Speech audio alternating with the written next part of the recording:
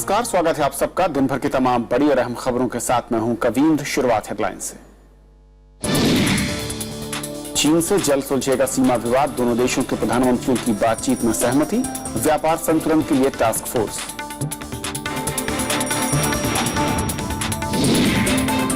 चीन के सैलानियों को मिलेगा ई वीजा। शिन्हुआ यूनिवर्सिटी में नरेंद्र मोदी का ऐलान, अंतर्राष्ट्रीय सहयोग बढ़ाने पर जोर। मई में दूसरी बार बढ़ी तेल कीमतें, पेट्रोल और डीजल करीब 3 रुपए महंगे। विपक्ष का आरोप, तोहफे में मिली महंगाई।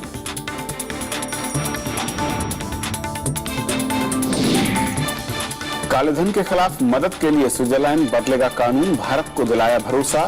स्विस संसद में बिल लाने का ऐलान।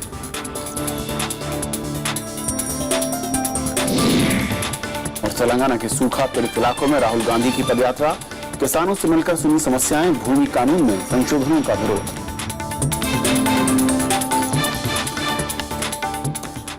और आइए देखते हैं हमारी आज की पहली खबर।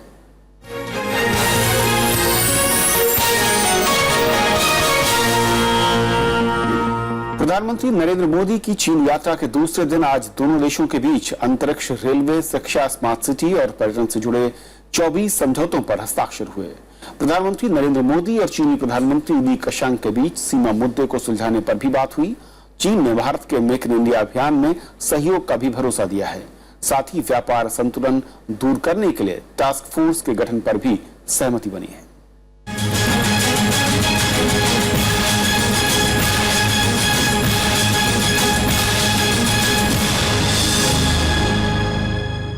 चीन की राजधानी बीजिंग में शुक्रवार को प्रधानमंत्री नरेंद्र मोदी और चीन के प्रधानमंत्री ली कशांग के बीच सुबह प्रतिनिधिमंडल स्तर की बातचीत के बाद समझौतों पर हस्ताक्षर किए गए। दोनों देशों में अंतरिक्ष, विज्ञान, स्किल डेवलपमेंट, स्मार्ट सिटी, पर्यटन और शिक्षा सहित कई क्षेत्रों में सहयोग से जुड़े कुल 24 समझौतों पर हस्ताक्षर हुए। चीन भारत में बुलेट ट्रेन चलाने के लिए फिजिबिलिटी स्टडी पर सहमत हुआ है। दोनों देश आपसी पर्यटन बढ़ाएंगे और आर्थिक संबंधों को बढ़ाने के लिए हाई लेवल टास्क फोर्स पर भी सहमति बनी है। चीन मेक इन इंडिया मिशन में भारत का सहयोग करेगा। चीन में भारत के सहयोग से योग कॉलेज खुलेगा। साथ ही जून में नाथुला के रास्ते मानसरोवर यात्रा शुरू करने के लिए भी समझौता हुआ है। भारत के 4 शहर चेन्नई, बेंगलुरु, हैदराबाद और औरंगाबाद को चीन के 4 शहरों के साथ सिस्टर सिटी बनाने पर सहमति हुई है। प्रसारण के क्षेत्र में चीन के सरकारी चैनल, सीसीटीवी और दूरदर्शन के बीच कंटेंट के आदान प्रदान पर समझौता हुआ है। We have set a high level of ambition for our economic partnership. We see enormous bilateral opportunities and many similar challenges like urbanization. I think the most important takeaway today was an agreement that we would set up a high-powered task force which will look at economic issues, which will look at the trade deficit, look at IT issues, look at pharma issues, agriculture issues, manufacturing issues. Great hall of people में दोनों देशों के प्रधानमंत्रियों के बीच इस मुलाकात में सीमा विवाद के मुद्दे पर भी चर्चा हुई। प्रधानमंत्री नरेंद्र मोदी ने कहा कि दोनों देशों के बीच कई जगहों पर सीमा निर्धारण नहीं है। उन्होंने उम्मीद जताई कि बातचीत के जरिए इसे सुलझाया जाएगा। चीन ने भी इससे सहमति जताई है। I also reiterated the importance of clarification of line of actual control in this regard. I sought tangible progress on issues relating to visa policy and trans-border rivers. 我们共同认为要保持边界问题特别代表会晤的势头，寻求公平合理和双方都能够解决的方案。 इससे पहले बीजिंग के ग्रेट हॉल ऑफ पीपुल्स में प्रधानमंत्री का औपचारिक स्वागत हुआ, जहां उन्हें गार्ड ऑफ ऑनर दिया गया।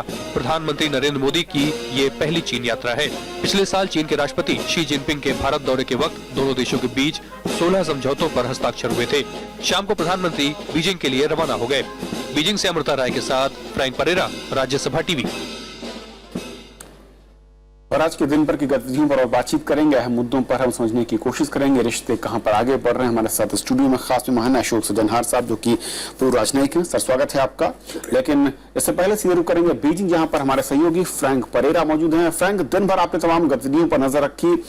अगर मैं कहूं कि आज के दिन बीजिंग में दिन भर जो गतिविधियां रही, उसमें पीएम का क्या फोकस है, क्या बड़े मुद्दे थे?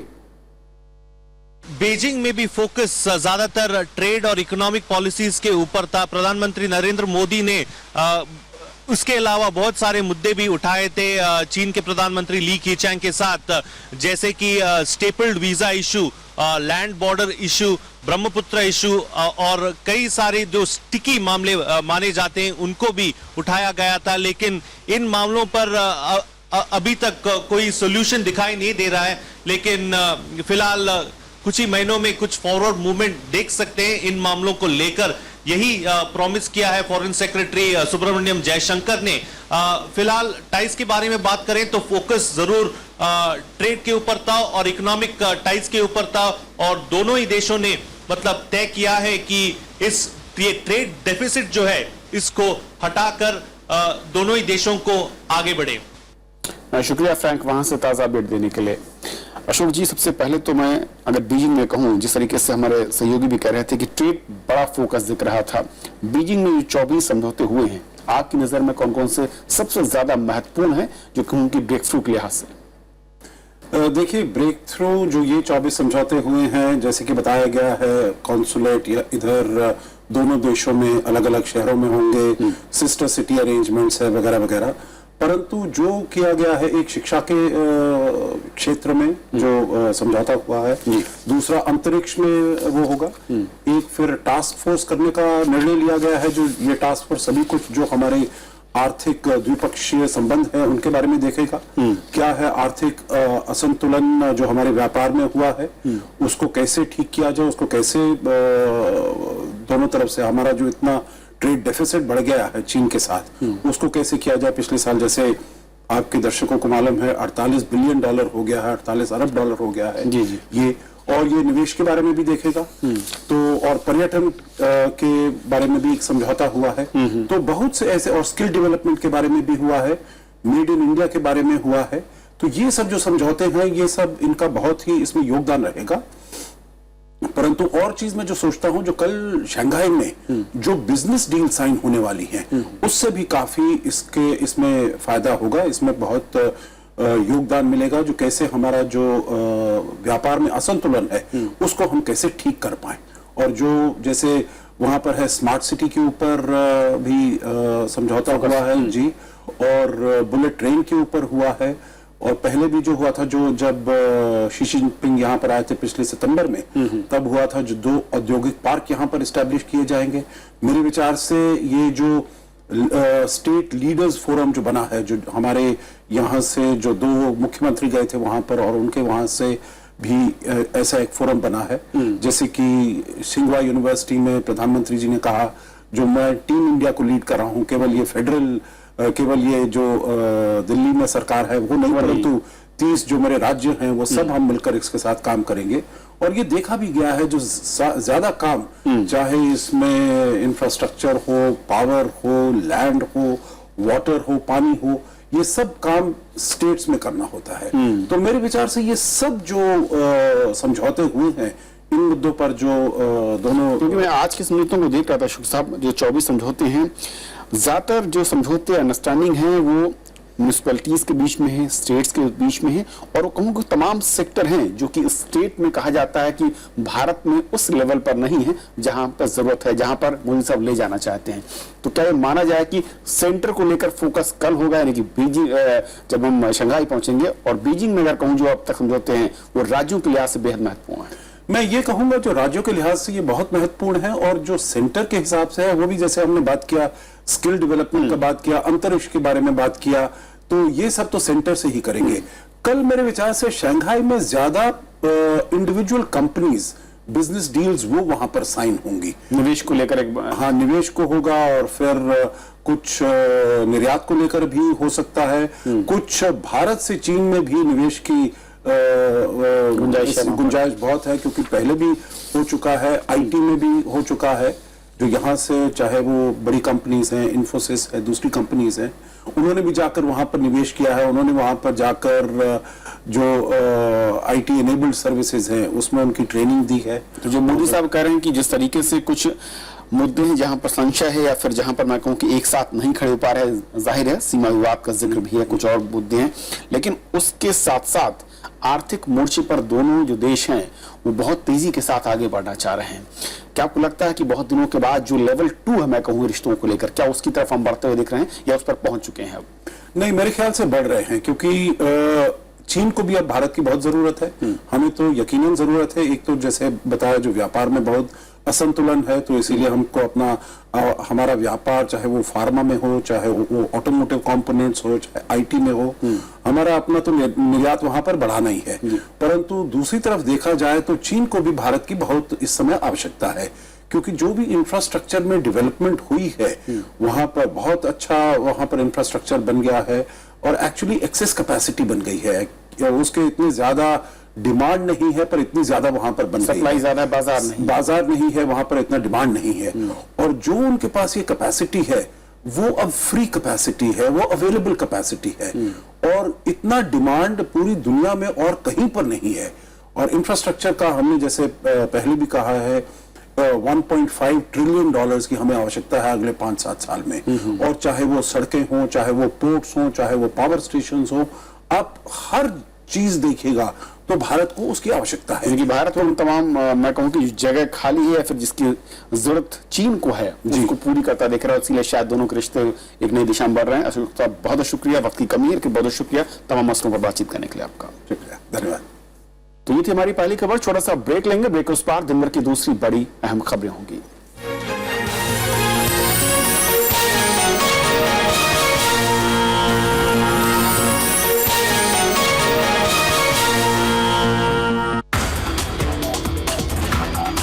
The India-China relationship, fraught with complexities. Greater interaction raises hopes of smoothening ties. Prime Minister Modi in China. What are the takeaways this time?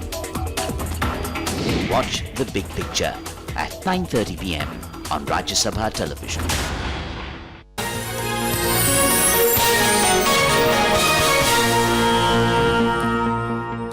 प्रधानमंत्री नरेंद्र मोदी ने चीन के पर्यटकों को ई वीजा की सुविधा देने का आज ऐलान किया। बीजिंग में शिन्हुआ यूनिवर्सिटी में प्रधानमंत्री ने कहा कि भारत में निवेश के अपार मौके हैं और जमीन अधिग्रहण को विकास के रास्ते में रुकावट नहीं बनने दिया जाएगा। उन्होंने पाकिस्तान का नाम लिए बिना आतंकवाद के मुद्दे पर चीन को चेताया और कहा कि भारत और चीन मिलकर दुनिया को एक मजबूत आवाज दे सकते हैं। प्रधानमंत्री नरेंद्र मोदी शुक्रवार को दोपहर बाद बीजिंग की शिन्हुआ यूनिवर्सिटी में छात्रों से रूबरू हुए। यहाँ उन्होंने चीनी पर्यटकों को ई वीजा की सौगात देने का ऐलान किया। ई वीजा का फैसला बड़ा है क्योंकि सुबह तक विदेश मंत्रालय इससे इनकार कर रहा था। So we have decided to extend electronic tourist visa to Chinese nationals. We are also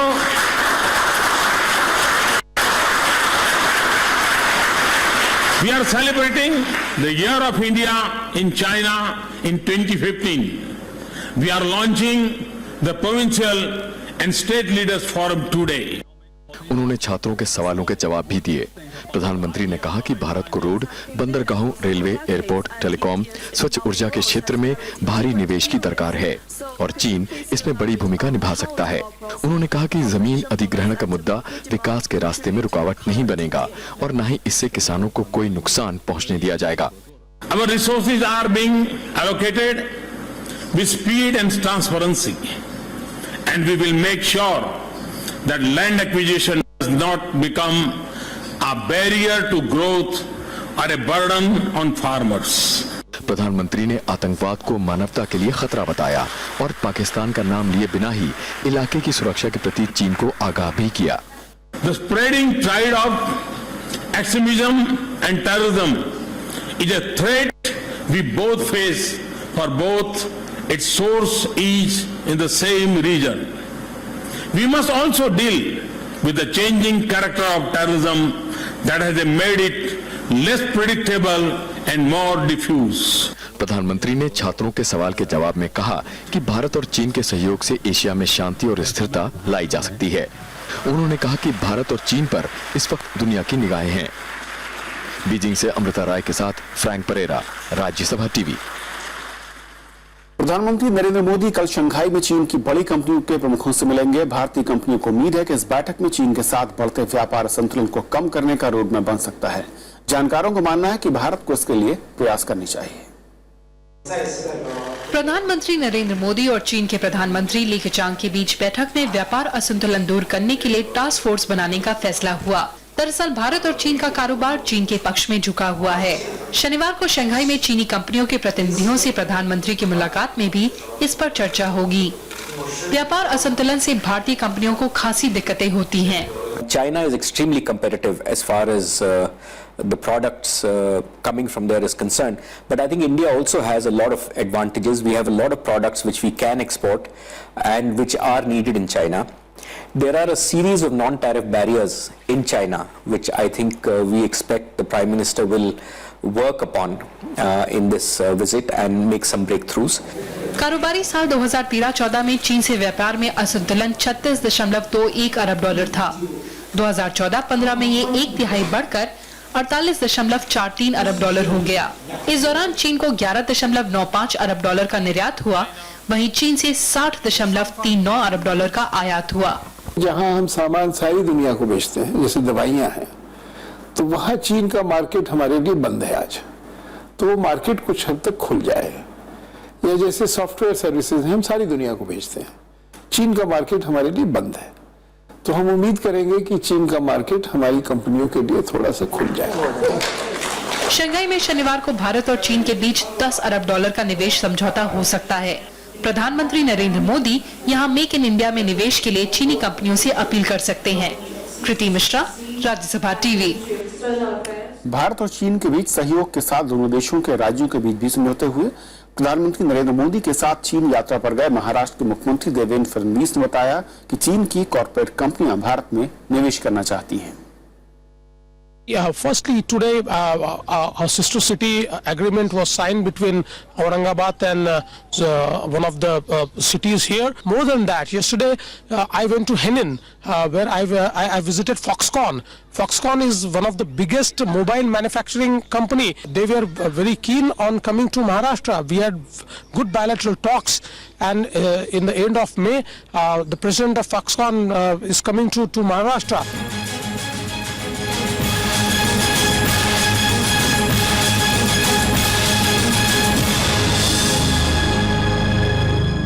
तेल कंपनियों ने इस महीने दूसरी बार पेट्रोल और डीजल के दामों में बढ़ोतरी कर दी है। पेट्रोल 3 रुपए 13 पैसे प्रति लीटर महंगा हुआ है, जबकि डीजल की कीमत में 2 रुपए 71 पैसे प्रति लीटर की बढ़ोतरी हुई है। बढ़ी हुई कीमतें आज आधी रात से लागू होंगी। 1 मई को भी पेट्रोल 3 रुपए 96 पैसे महंगा हुआ था और इसी दिन डीजल की कीमत भी 2 रुपए 37 पैसे बढ़ी थी। तेल कंपनियों का कहना है कि अंतर्राष्ट्रीय बाजार में कच्चे तेल के दाम बढ़ रहे हैं, तो वहीं डॉलर के मुकाबले रुपया भी कमजोर हुआ, जिससे कीमतें बढ़ाने का फैसला लिया गया। विपक्ष ने इसे लोगों के साथ भद्दा मजाक बताया है, तो सरकार ने इसे एक सामान्य प्रक्रिया। जितनी बार कम हुए हैं उससे बहुत कम बार बढ़े हैं। 1-2 बार बढ़ने की, 3 बार बढ़ने की घटना हुई होगी, लेकिन आने वाले दिनों में और लोगों को राहत मिलेगी। पेट्रोल, डीजल और एलपीजी के दाम घटेंगे। हम खुद पूछना चाहते हैं, जनता पूछना चाहती है कि इस तरह लगातार भाव बढ़ाने का अर्थ क्या है। जनता सारे मतलब को समझती है। स्विट्जरलैंड ने कालेधन के खिलाफ भारत की लड़ाई में सहयोग का भरोसा दिया है। भारत दौरे पर आए स्विट्जरलैंड के वित्त मंत्री जोहान स्नाइडरमान ने आज दिल्ली में वित्त मंत्री अरुण जेटली से मुलाकात की। स्नाइडर ने कहा कि भारत को जरूरी जानकारियां मुहैया कराने के लिए स्विट्जरलैंड अपने कानून में बदलाव करेगा और इसके लिए संसद में जरूरी कानून पास किया जाएगा। वित्त मंत्री अरुण जेटली ने बताया कि स्विट्जरलैंड कालेधन पर ऑटोमेटेड रूट से जानकारी मुहैया कराने पर राजी हो गया है। We need to go through the parliamentarian process, and that has principally nothing to do with India in particular. That's to lay the basis for a general clarification. 15 अक्टूबर पिछले वर्ष हमारे राजस्व सचिव का और स्विट्जरलैंड अथॉरिटीज का एक समझौता हुआ था कि HSBC के जो खाते हैं उनके संबंध में अगर हम कोई इंडिपेंडेंट एविडेंस देते हैं तो स्विट्जरलैंड उसको कंफर्म करेगा या उससे डिनाई करेगा कि उसकी वास्तविकता क्या है। और हमने स्विट्जरलैंड से ये कहा कि हमने रिक्वेस्ट भेजी है, आप किसी टाइम फ्रेम के अंदर उन रिक्वेस्ट को एग्जामिन कीजिए जो उन्होंने स्वीकार किया। आय से अधिक संपत्ति मामले में बरी होने के बाद जयललिता फिर से तमिलनाडु की मुख्यमंत्री बनने की तैयारी में है। 22 मई को पार्टी के विधायकों की बैठक बुलाई गई है और पीटीआई के मुताबिक बैठक में उन्हें विधायक दल का नेता चुन लिया जाएगा। एआईएडीएम के सुप्रीमो जे जयललिता जल्द ही 5वीं बार तमिलनाडु की मुख्यमंत्री बनने वाली हैं। उन्होंने 22 मई को पार्टी विधायक दल की बैठक बुलाई है। जयललिता ने शुक्रवार को बयान जारी कर इसकी जानकारी दी। माना जा रहा है कि विधायक दल की बैठक के बाद वो सरकार बनाने का दावा करेंगी और 24 मई से पहले वो मुख्यमंत्री पद की शपथ ले सकती हैं। पिछले साल 27 सितंबर को बेंगलुरु की विशेष कोर्ट ने जयललिता को आय से अधिक संपत्ति का दोषी पाया था। इसके बाद उन्होंने मुख्यमंत्री पद से इस्तीफा दे दिया था। तब से ओ पनीरसेल्वम तमिलनाडु के मुख्यमंत्री हैं, लेकिन 11 मई को कर्नाटक हाईकोर्ट ने उन्हें इस मामले में बरी कर दिया। जयललिता पहली बार 1991 में राज्य की मुख्यमंत्री बनी थी। Bureau report, Rajya Sabha TV. Congress उपाध्यक्ष राहुल गांधी ने किसानों की समस्याओं को उजागर करने के लिए आज तेलंगाना के आदिलाबाद में 15 किलोमीटर की पदयात्रा की। वडियाल गांव में एक सभा को संबोधित करते हुए उन्होंने कहा कि नया भूमि विधेयक किसानों के साथ एक धोखा है। कोरी तिकल गांव से अपनी पदयात्रा शुरू करने से पहले राहुल वेलमा राजेश्वर के घर पहुंचे। वेलमा ने कर्ज न चुका पाने की वजह से आत्महत्या कर ली थी। उन्होंने आत्महत्या कर चुके एक किसान की पत्नी को 2 लाख का चेक भी दिया। जब भी कांग्रेस पार्टी की सरकार होती है, जब भी हमें दिखता था कि किसान को कोई कठिनाई हो रही है, किसान के सामने थोड़ी सी भी मुश्किल हो रही है, तो हम एकदम जाकर उसकी मदद करते थे। राहुल गांधी ने केंद्र पर आरोप लगाते हुए कहा कि उद्योगपतियों के दबाव में सरकार ने यूपीए के बिल को पलट दिया। अब जब आपसे जमीन ली जाएगी, आपसे बिना पूछे ली जाएगी, और अगर 5 साल के अंदर काम शुरू नहीं हुआ, 10 साल के अंदर काम शुरू नहीं हुआ, 15 साल के अंदर काम शुरू नहीं हुआ, 50 साल के लिए काम शुरू नहीं हुआ, तब भी आपको जमीन वापस नहीं मिलने वाली। राहुल की यह पदयात्रा किसानों के साथ एकजुटता जाहिर करने और उनमें विश्वास की भावना मजबूत करने के लिए हो रही है। तेलंगाना में टीआरएस सरकार बनने के बाद से सैकड़ों किसान आत्महत्या कर चुके हैं। हालांकि टीआरएस सरकार ने राहुल से इस मुद्दे पर राजनीति न करने की अपील की है। इससे पहले कांग्रेस उपाध्यक्ष पंजाब और महाराष्ट्र गए थे, जहां उन्होंने किसानों से बातचीत की थी। Bureau report, Rajya Sabha TV. Delhi सरकार ने दिल्ली महिला आयोग की अध्यक्ष बरखा शुक्ला सिंह को नोटिस जारी किया है, जिसमें बरखा सिंह पर आरोप लगाए गए हैं कि उन्होंने अपने पद का दुरुपयोग किया है। नोटिस में यह भी कहा गया है कि महिला आयोग ने कुमार विश्वास के मामले को राजनीतिक रंग देने की कोशिश की। बरखा सिंह को 3 दिन में इस नोटिस का जवाब देने के लिए कहा गया है। दूसरी ओर हाईकोर्ट ने दिल्ली सरकार को झटका देते हुए कुमार विश्वास को दिल्ली महिला आयोग की तरफ से भेजे गए समन पर रोक लगाने से इनकार कर दिया। एक अन्य मामले में दिल्ली के मुख्यमंत्री अरविंद केजरीवाल, उप मुख्यमंत्री मनीष सिसोदिया के अलावा आम आदमी पार्टी के 3 नेता आज दिल्ली की अदालत में पेश हुए। इन सभी पर पिछले साल रेल भवन के बाहर हुए आंदोलन के दौरान निषेधाज्ञा के उल्लंघन का आरोप है। पिछली सुनवाई में ये लोग कोर्ट में पेश नहीं हुए थे, जिस पर जज ने नाराजगी जताई थी।